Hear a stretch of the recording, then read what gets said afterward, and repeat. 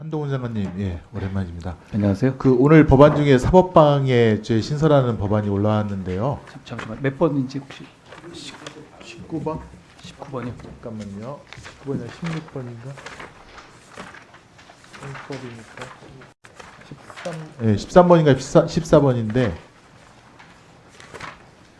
사법방해죄. 예, 14번 유성범 예, 의원님 예. 내신한 말씀이시죠? 네네네. 그 이제 수사기관에 이제 허위 진술했을 때 처벌하는 조항이 이제 가장 대표적인 것이고 예전부터 이제 논의는 많이 있어 왔는데 되게 아직까지는 채택은 되지 않았고요. 예.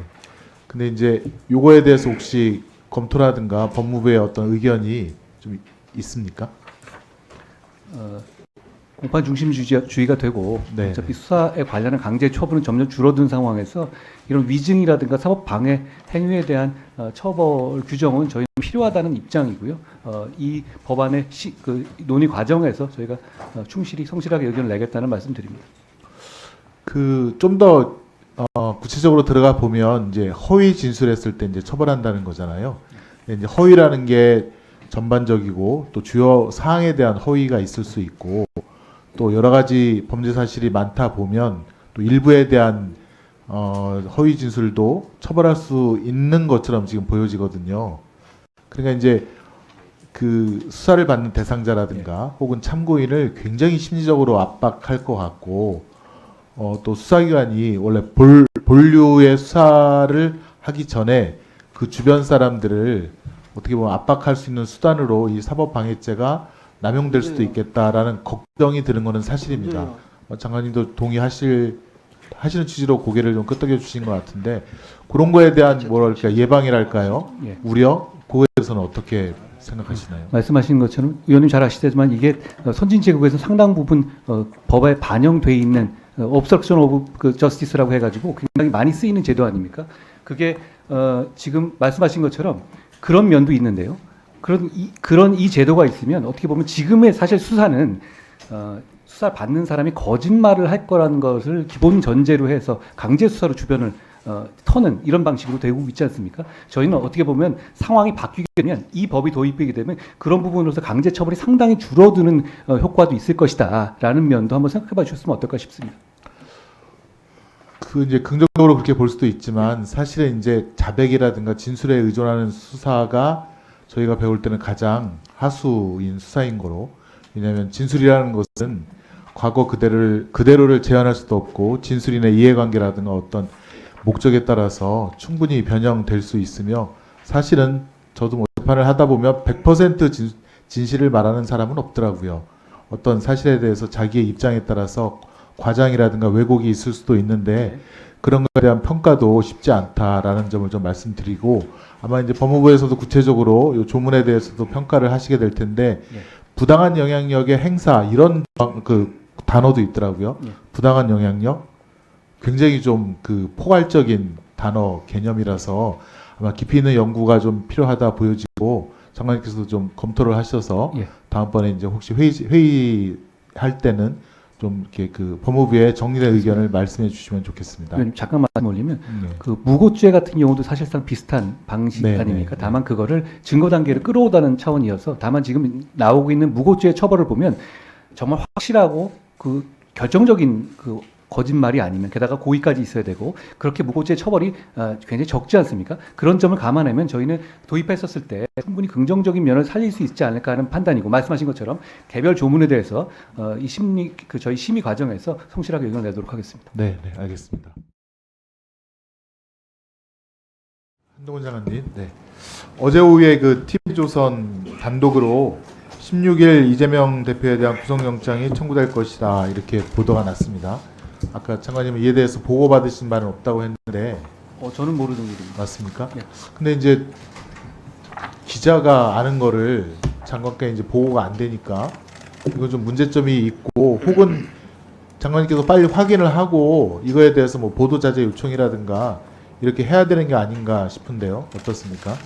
아마 이 며칠 전에 중앙지검의 간부 티타임에서 그런 여부를 결정하겠다는 말을 가지고 아마 추측해 쓴 것 아닌가 싶습니다. 저에게는 법무부 장관이 받는 보고는 어떤 그런 가능성의 보고가 아니라 어떤 계획이 정해졌을 때 보고이기 때문에 제가 현재까지 그런 보고를 받은 바는 없다는 점을 다시 한번 말씀드립니다. 제가 지난번 국회에서 장관님께 또 질의를 했지만 이제 피의사실 유출 관련된 문제점, 특정 세계 언론사가 매일같이 피의사실 혹은 유죄 예단을 주는 사실에 대해서 계속해서 연달아 보고를 해서 국민들에게 나쁜 예단을 준다. 그 문제점을 지적했는데 그게 아직까지도 고쳐지지 않는 것 같습니다. 거의 매일같이 나오고 있고요. 이번에 이제 정성호 의원님 어떻게 특별면회라고 하죠. 속칭 특별면회에 있어서 개인 간의 대화 내용이 유출이 돼서 지금 이제 아마 다른 언론사에서 이제 단독 보도를 했는데 이것도 사실은 뭐 개인정보 보호 위반이라든가 등등 여러 가지 법적인 문제가 될 수 있을 것 같습니다. 법무부 장관으로서 수사팀이라든가 그런 데다가 좀 강력하게 주의를 줄 수 없습니까? 수사 상황이 검찰이라든가 수사팀으로부터 외부로 나가는 건 안 된다라는 점에 제가 공감은 하고요. 다만 이런 아주 국민의 관심이 집중된 사안이 수사가 진행될 때는 과거부터 이 여러 가지 보도들이 집중되어 온 것도 사실 아닙니까? 그만큼 국민들의 관심이 높으니까. 그리고 거기에 대해서 반대편에 대한 보도가 날 경우에는 응원하고, 그리고 자기 편의 보도가 났을 경우에는 말씀하신 것처럼 여러 가지 문제 제기를 하는 이런 것도 늘 반복된 건 사실입니다. 다만 말씀하신 것처럼 잠시만요. 말씀하신 것처럼 그런 식의 어떤 이 의도적인 유출이 있거나 그럼 당연히 안 되는 것이고, 그 부분에 대해서 제가 한번 필요한 조치를 장관님, 제가 이제 질의할 것은 많은데 답변을 좀 간결하게 해주시면 감사하겠습니다. 역시 저도 곽상도 씨 50억 뇌물죄에 대해서 무죄 판결 나온 거를 언급하지 않을 수가 없는데요. 지금 이제 판결 내용을 보니까 이 퇴직금 명목으로는 도저히 볼 수 없는데 50억을 왜 줬는지 모르겠다. 그 대가 관계가 뭘까에 대한 의문 때문에 무죄를 선고한 이유 중에 하나인데, 장관께서는 어떻게 생각하시나요? 이 50억을 갖다가 왜 줬을까? 위원님, 저희는 항소심에서 항소심 검찰이 그것을 반드시 규명해 내기 위해서 노력할 거란 말씀을 드리고요. 거기에 대해 법무장관으로서 그 사안의 하나하나에 대해서 말씀드리는 것이 적절하지 않습니다. 공소장에 기재된 이유 말고 다른 이유에 대해서 수사를 한 적이 있습니까? 공소 제기하기 전에 그런 보고 받은 적 있나요? 그 공소 제기는 이 지난 정부에서 이루어진 것이기 때문에 그 공소 제기 상황이 잘 모릅니다. 다만 지금 아까 제가 말씀드린 것처럼 지금 김만배 일당의 자금 은닉에 대해서 아주 적극적인 수사가 진행되고 있고, 어제는 김만배 씨에 대해서 구속영장이 다시 청구되기까지 했었습니다. 그 취지가 관련한 로비 의혹에 대해서 철저히 규명하겠다는 의지고요. 지금 이제 나온 부분이 장관님 보강될 수 있다고 알겠습니다. 생각합니다. 거의 모르시겠다는 말씀인 것 같은데 50억 클럽에 대해서 이제 여러 명이 지금 언급이 되고 있지 않습니까? 각각의 어떤 기여가 있으니까 50억을 주겠다. 또 실제로 준 사람도 있고, 또 어떤 사람은 100억 이상 이득이 갔다라고 하는 그런 사실도 있는데, 아주 확정된 얘기들은 아닌 것 같고요. 말씀하신 일단 좀 녹취록에 나온 들어보시죠. 얘기죠. 그래서 그 부분에 대한 수사가 역시 필요하다라고 지금 말씀하시는 거죠. 뭐 그거 안 하고 이 수사 끝날 수 있겠습니까? 네. 근데 이제 저희가 걱정하는 게 있습니다. 사실 이 대장동 땅에는 부산저축은행 예금자인 그 서민의 그 피 같은 돈이 1,800억 원이 묻혀져 있는데 그것은 알고 계신가요? 부산저축은행이요?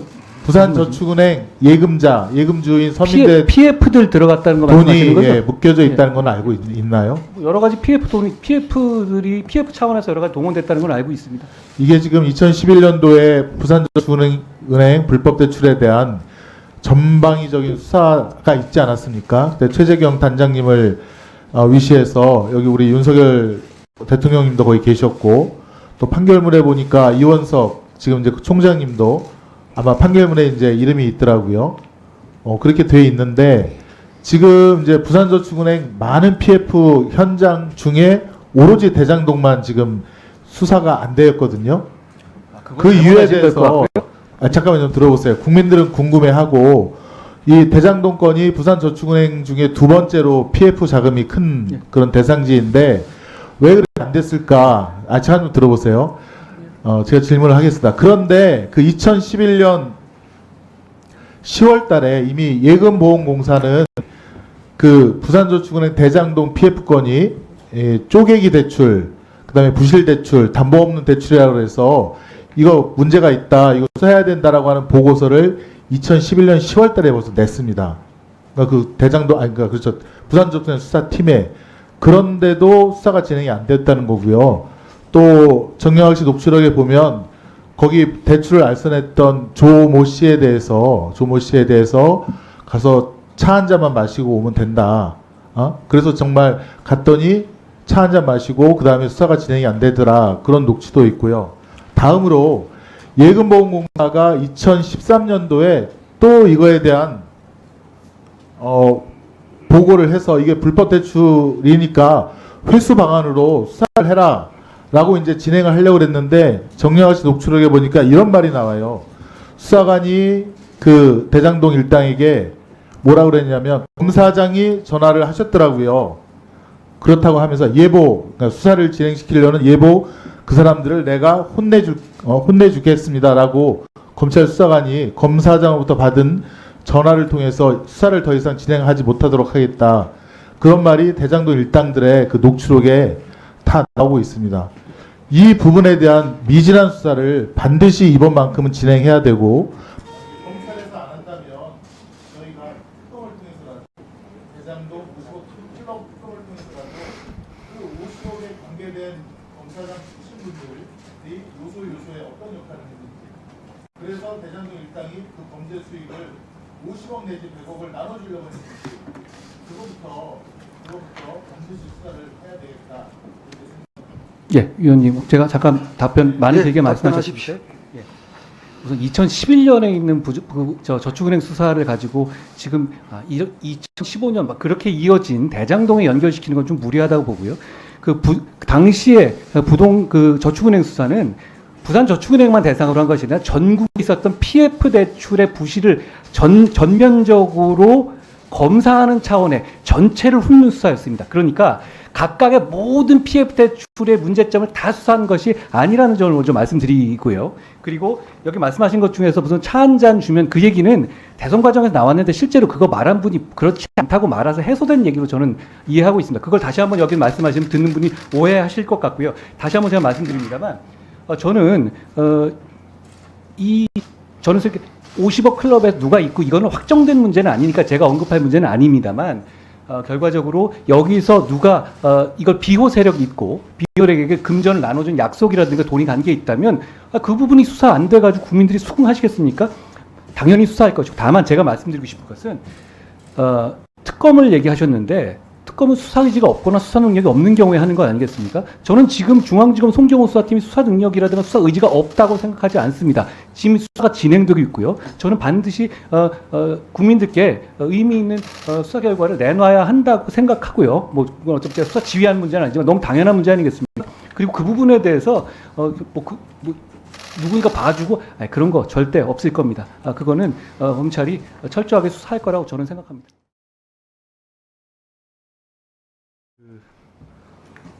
한동훈 장관님, 아까 이제 유상보 의원님께서 이익을 본 자가 범인이다. 아주 좋은 말씀을 해주셨는데요.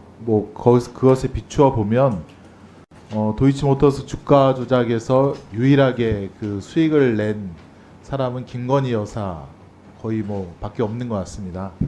2010년 10월부터 2011년 1월 사이 약 3, 4개월 내에 10억 5천만 원 수익 냈다고 하고요. 그 다음에 오늘 또 보도가 있었는데 주가 조작에 동원된 거래 행위의 47%가 김건희 여사 통장을 이용했다라는 것도 있고, 이렇게 수익을 낸 이유는 김건희 여사는 이제 권오수 도이치모터스 회장이라는 핵심 그 회장과 핵심 회장으로부터 정보를 얻었기 때문이다라는 것이 여러 통화라든가 녹취록을 통해서 확인이 됩니다. 전주들은 사실은 그걸 확인됐다고 이렇게 전제하고 말하면 안 될 것 같고요. 아니 잠깐 들어보세요. 여기 저기 여당 의원님들도 거의 그렇게 확신하면서 말씀하셨으니까 좀 들어주십시오. 그 다음에 전주들은 손해를 봤는데, 전주들은 그 권오수로부터 정보를 얻은 게 아니라 거기 이제 선수라고 하죠.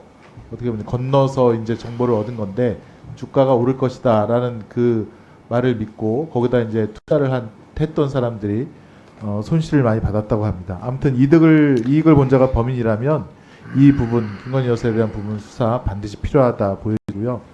대장동 사건도 그렇습니다. 이득 누가 받느냐 다 아시지 않습니까? 50억 클럽 중 확실하게 아들 취업시키고 그다음에 거기 아들 보수받게 하고 퇴직금 명목으로 50억 원 받은 사람, 그 사람 어떤 이유로 받았는지 더 확실한 조사가 필요하겠죠. 그리고 그중에는 또 100억의 이득을 보고 대장동 아파트를 저가 매입했다라는 의혹을 받는 분에 대해서도 역시 수사가 조사가 필요하고요. 또 화천대유 자문위원으로서 고액의 자문 수임료 받은 사람들 왜 그런 건지에 대해서도 수사가 필요하다고 생각합니다.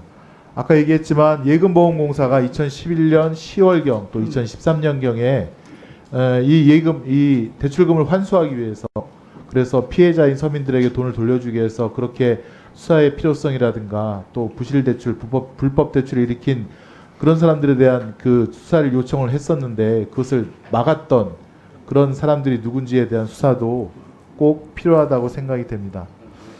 또 아까 국민의원님께서 쌍방울 대북 경협 그 얘기를 했는데 김성태 회장이 북한에 돈을 송금한 건 같아요. 송금했는데 그 대가로 그 직후에 아마 히토류인가요? 아무튼 북한에 있는 자원에 대한 독점권을 갖다가 얻는 계약을 체결한 것으로 보이고 그것이 아마 주식시장에 공시가 되어서 주가 상승으로 인한 어마어마한 이익을 본 것 같습니다. 그 이득을 가장 많이 본 사람이 김성태 회장이라는 것도 수사에 꼭 참조하기를 바랍니다. 또 제가 이제 요거는 약간 민생 쪽인데요. 후쿠시마 오염수 방류에 대해서 지금 이제 일본의 배가 평형수 배에 저장된 물을 우리 영해에 이제 버렸다는 얘기가 있고 그다음에 이제 봄 또는 여름경에는 드디어 오염수가 태평양으로 방류가 되어서 제주도에 이제 몇 개월 만에 들어온다는데 제가 그때 이제 국제해양법 재판소에 그 방류 중지를 방류 금지를 요청한 잠정 조치라고 제가 그때 말씀드렸죠. 국제해양법 재판소에 한번 이것은 재판을 한번 해보자. 그리고 중국이라든가 태평양 도서 국가들도 굉장히 이건 반대를 하고 있으니 국제적으로 연대해서 해자 그랬는데 아직 그것에 대한 그 장관님의 답변을 제가 못 들은 것 같습니다. 그것에 대해서도 좀 답변을 해주시고요. 지금 이제 해양재판소 제소 여부는 2021년도에 법무부에서 한번 검토를 했다라고 합니다. 혹시 그 자료를 갖고 계신가요? 반복 말씀드리지만 지금 이 정부 차원에서 일단 대응을 준비하고 자료를 좀 있는데요. 갖고 계신가요? 아닙니다. 아닙니다. 정부 차원에서 제가 말씀 드려보시면 정부 차원에서 대응을 하고 있고 국조실 주도해서 지금 외교부 등이 TF를 구성해서 운영 중이고요. 거기 법무부는 포함되어 있지가 않습니다. 그러니까 그 얘기는 제가 말씀드렸고 그래서 제가 볼 때는 외교적인 노력으로는 해결이 안 되니까 국제해양재판소에 사법적인 노력을 특히 그 주관은 법무부 장관이시니까 그걸 갖다가 좀 해서 제주도민이라든가 우리 수산물을 소비하는 국민들이 안심하고 먹을 수 있게끔 해달라는 요청을 좀 계속 반복적으로 드리는 거 아닙니까? 그렇지만 국가 차원에서 전략을 짜는 것이고 거기에서 법무부 따로 그리고 국조실의 TF 따로 이렇게 갈 수는 없는 것 아니겠습니까? 국조실 TF에서 잘 결정할 것이라고 생각합니다. 늦은 시간까지 이렇게 함께 해주셔서 감사합니다. 한동훈 장관님, 원래는 이제 질의를 안 드리려고 했는데 아까 이제 우리 장동혁 의원님 질의 중에 잘 못 들었습니다. 예, 장동혁 의원님 질의 중에 그 출국 금지 사건이요. 출국 금지 사건에 이제 우리가 구성 요건 해당성도 보지만 사실은 이제 기소할 때부터 뭐 이게 정당 행위라든가 또 뭐 긴급 피난이라든가 위법성 조각 사유가 있는지 또 책임 조각 사유 있는지를 다 골고루 살펴서 기소 여부를 결정하는 거 아니겠습니까? 당연한 말씀입니다. 예, 근데 제가 아직 그 판결문을 못 봐서 상세한 어떤 말씀을 그래서 드리는 아마 것 같습니다. 법원은 그런 조각 사유를 다 고려해서 무죄 판결을 선고한 것 같은데, 예. 장관님께서도 뭐 그렇게 다 이해하실 거라고 생각을 합니다.